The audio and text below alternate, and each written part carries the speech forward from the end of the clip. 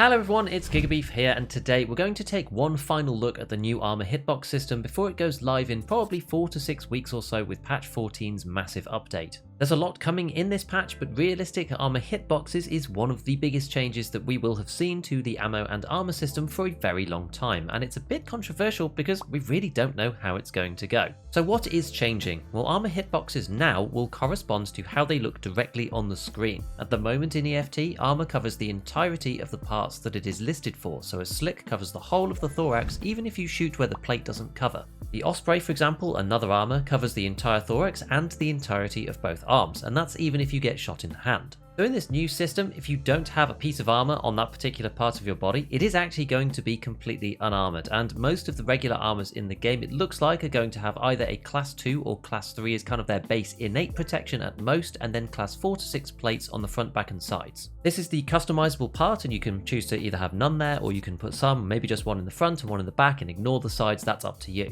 One of the most interesting outcomes of this is that for your regular armor, the armpits and sides of your PMC are now going to be exposed. The 6B13 armor, which at the moment is a ceramic class 4, is showcased in the video, and this shows exactly how much exposure there's going to be. At the moment, this covers the entire thorax, as we said, but once the system comes into play, you'll be able to be hit on the side and under the arms, and there's only a tiny little piece of side armor that is optional to put in, which will protect you against shots that are coming in from your right or your left. If we take a look at the detailed view in the showcase to see how this works, the armor itself comes with these purple labeled pieces that state built-in armor components cannot be changed, and for this armor they are only class 2. Then we have the 4 plates, which you can see on the label next to the plate icon. We can also see the shape of the front plate, which is going to matter because that's going to determine exactly where in the armor the class 4 exists, and this looks like a flattened triangle for this particular one pointing upwards, and there's a lower square plate underneath as well. Realistically, from the front, this probably protects around 60% of the thorax hitbox, but from the side, as I said, you're extremely vulnerable as those plates are very small, and this leaves a large amount of open area to get shot with no protection whatsoever.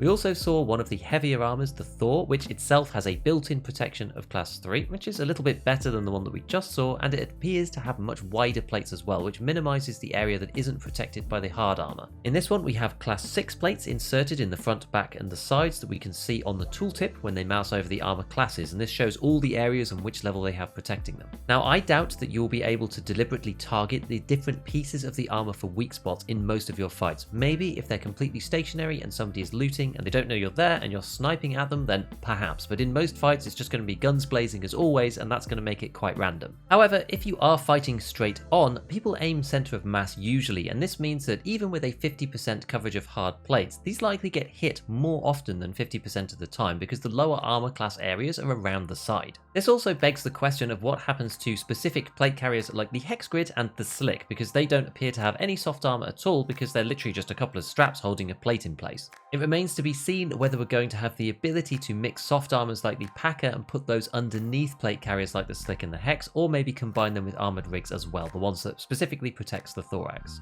This was possible once upon a time in Tarkov's distant history, but it hasn't been doable since before I started playing. One other question that is incredibly important is whether the neck portion is going to be part of the thorax or part of the head. If it is part of the thorax, then it probably doesn't really matter and the system continues as we expected. But if the neck hitbox gets included as a head portion, because we only have 35 health there, it's going to be incredibly important to focus on having some armor on that piece. Different armors have different levels of neck protection, and so this could end up being really important and be a driving force for people deciding on which armor to use as their base before inserting the plates into them. Just before we jump into some more situations around the ammunition, a couple of things that we noticed from the video too is that the 6B13 is 11.5 kilos in the showcase, which is heavier than the 10.5 kilos that it is now, and this new version will be definitively worse than the old one. The Thor seems incredibly heavy at 18 kilos, loaded up with its 4 plates of class 6 and having class 3 elsewhere, but 18 kilos is exactly what it is at the moment, so that's actually no different. We do still see the turn rate debuffs on the armors and the plates, and as I have said many times, I don't mind movement and ergo debuffs, these are completely fine, but turn rate modifiers just incentivize people to game their mouse sensitivity, so I really would like it if PSG would consider getting rid of them. Alright, so ammunition. This is going to cause some of the biggest balancing problems for the game, I think, and it is tempting to want to jump into the bullets that might break the system, but it actually might be okay for the bulk of the ammunition in the game. We should definitely remember that we're looking at this in a vacuum, so changing the armor system without changing literally anything else, and so of course there are going to be some outliers that break the system and make it awful. For the most part though, high pen ammo, as it's thought of now, is still good and doesn't get that much better than it already is because the damages are for the most part relatively low. For example, 545 BT, this will still 3-shot an unarmored thorax and it'll 3-shot through class 4 plates as well due to its pen value of 42, so the time to kill isn't really changing there. It's only when you start moving up into class 5 and class 6 that 545 BT still does a 3-shot against the unarmored bits, but as we said, it's unlikely to hit that 3 times in a row in a normal fight if somebody's facing directly to you. Regular low-grade ammo that would normally take 10 plus shots to get through something like a class 4 or a class 5, for example 9mm PST, now some of these bullets are going against either weaker armor or none at all, and this takes the total number of average bullets to kill down somewhat. In this way, we're actually kind of rebalancing the Chad versus the Timmy meta, because it means that somebody with a stock MP5 with 9mm PST in it can technically kill somebody with a thorax shot if they hit somebody in the unarmored part, even if they're wearing a class 6 vest. On the flip side, this does certainly increase the number of times that you simply die to any old random bullet though, because you will get 2-tapped in unarmored parts sometimes through no fault of your own, and this is going to be especially annoying when you are the one wearing the decent kit. Ammo with pen values over 17 are going to be much more important for penetrating through the class 2 built-in protection, which I suspect is going to be the mainstay staple and usable with class 4 plates very easily and cheaply. Likewise, those ammos with 27 pen or more are going to be able to go through class 3. 17 pen and 27 pen are the values where a bullet has a 55% pen chance to go through class 2 and class 3 respectively. So yeah, players with 9mm PST at 20 pen will go straight through the class 2 built-in protection and be significantly more dangerous than they are now. Something I am slightly concerned about is that the side armor durability is potentially too low. Even when we look at the Thor's armor, this really isn't a lot of durability, considering that previously the armor used to protect the entirety of the thorax with the entirety of its health pool. For example, 762 by 39 PP deals about 14 to 15 armor damage against class 6. This means that one shot to the side with this ammo is going to let all of the rest of the bullets in, and so it's almost meaningless having a class 6 plate there. As far as the high damage rounds go, spraying at the thorax area with flesh rounds could also be insane, maybe, although this does depend on the coverage and whether the class 2 or class 3 inbuilt protection becomes more popular and which rounds people end up using. There are a lot of cartridges with incredible damage, but they often come with single-digit penetration values, so even the weaker soft armor of class 2 should catch them, for example the various rip rounds and most of the shotgun cartridges. These will have to hit the unarmored parts, but if they do so, it will be a one-shot for many of the non-buckshot varieties. A good example of this is the P90's R37F with 98 damage, and that coming out of a 50-round magazine at 900 RPM is a little bit terrifying. Some ammo in the existing balancing also becomes extremely powerful. Flechette is one of the types that I am worried about because its destructive nature against armor combined with the lower armor plate durability and the damage of the darts means that it may well be a one-shot for most armors, even if class 6 when caught with a full volley to the chest.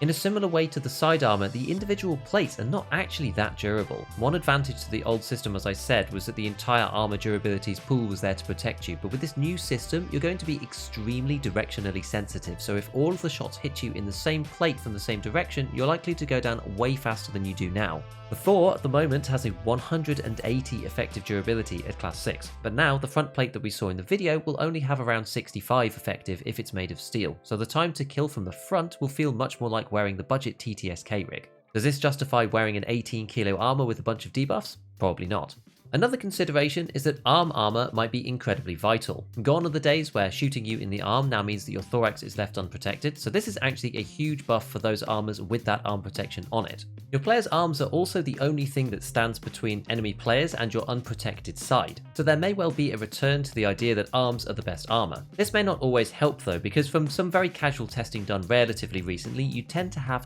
about 20 penetration or more to shoot straight through an arm into the chest, and so the high caliber bullets are still going to be more powerful for doing that in particular. Another massive question around this is what the plates are going to cost and how much are the armors going to be. Most of the armors look like they're going to be very similar, especially for the plate carriers, because there's nothing to them other than inserting a plate themselves. The way I see it, I think the meta armors are going to be those that allow you to take a sensible coverage of hard armor plates without too much weight, and a class 3 across a wide area to prevent buckshot shenanigans and other low pen rounds. Clearly, we're going to have to wait to see how it pans out to see what is balanced and what is broken, and ammo is almost certainly going to require some balancing, in particular potentially some of the bullets in 5.56, because things like 5.6A1 and 5.5A1 will go through class 2 and 3 super easily and kill players with 2 shots. One relatively neat idea that could help is potentially increasing the thorax HP to make up for the decreased time to kill. I don't know exactly what number would be sensible, but you could put it out of reach of some of those other flesh damage rounds to stop people getting one shot in the armpit by accident. So feel free to let me know what you guys think is going to happen down in the comments. Is thorax armpit going to be the new meta? Big shout out to all my patrons, and as always, have fun in your raids.